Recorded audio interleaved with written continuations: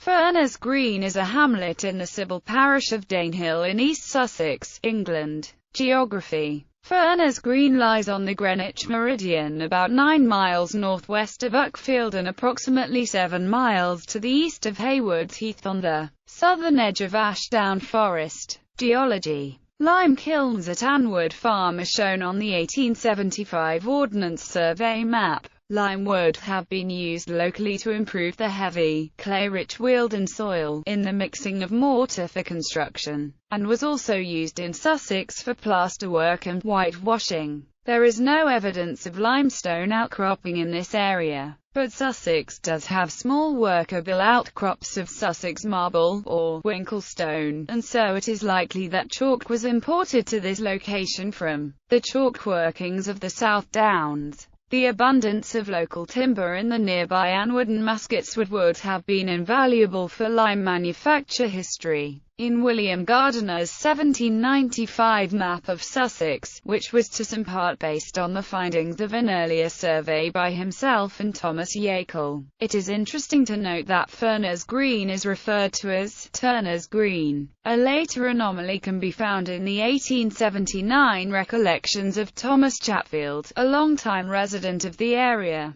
who is reported to call the hamlet Furner's Green. Colin Godman's farm has been traced back to at least 1550 and reputedly was for a while involved in the smuggling of wool for export.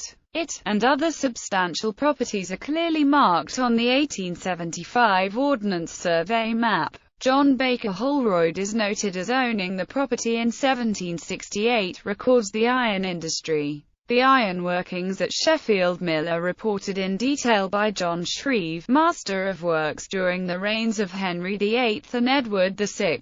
A lease agreement dating to 1580 refers to the Decayed Iron Works, sometimes called the Ferns, for the casting of raw iron there. On the site there is also a corn mill. The degree of development at Sheffield Mill, simply for grinding corn, was substantial at that time, for mention is made of banks, byes, ponds, waters, watercourses, waterlayers, floodgates and waterwalks. The hammer mill and forge required water wheels, bellows, coal houses and places in which to work the material. And yet, to visit the site now, evidence of this industrial history is almost gone. Land ownership.